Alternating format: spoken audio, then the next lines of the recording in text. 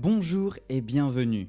Aujourd'hui, nous allons parler du français des affaires et du vocabulaire que tu devrais connaître sur ce sujet. Commençons par les termes de base. Entreprise et affaires.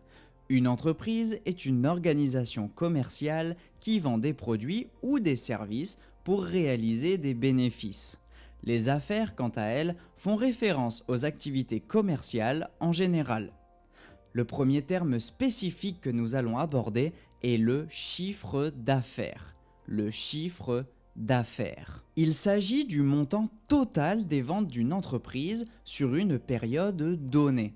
On compte généralement le chiffre d'affaires sur une année complète. Ensuite, il y a le bénéfice. C'est la différence entre les revenus générés par une entreprise et ses coûts. Si les revenus sont supérieurs aux coûts, eh bien dans ce cas, l'entreprise réalise un bénéfice. Un autre terme important est le marché. Cela fait référence au groupe de personnes ou entreprises qui achètent ou vendent des produits ou des services similaires. Maintenant, passons aux expressions couramment utilisées dans les affaires. La première est le lancement d'un produit.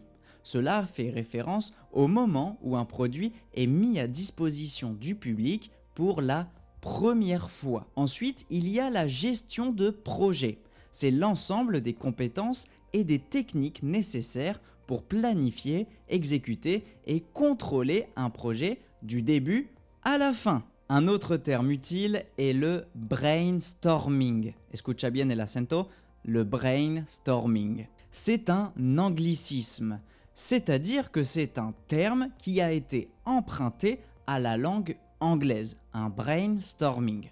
C'est une technique de résolution de problèmes où un groupe de personnes, des collègues, génèrent des idées et des suggestions de manière créative. Enfin, il y a le réseau professionnel. Le réseau professionnel. Cela fait référence aux relations que tu établis avec d'autres professionnels de ton secteur. Ces relations peuvent être utiles pour trouver de nouveaux clients, découvrir des opportunités d'affaires ou obtenir des conseils de la part de personnes expérimentées. Maintenant, si tu veux aller plus loin dans l'apprentissage du français, tu peux cliquer sur les liens dans la description pour voir les cours de français, notamment le cours de français niveau A2, dans lequel nous apprenons une très grande quantité de règles grammaticales, beaucoup de vocabulaire et je t'aide également pour améliorer ta prononciation.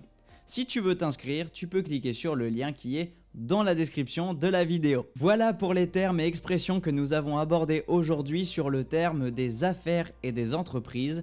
J'espère que ça a été utile et que ça t'a aidé à apprendre plus de vocabulaire. Et bien sûr, moi je te dis à très bientôt dans une prochaine vidéo.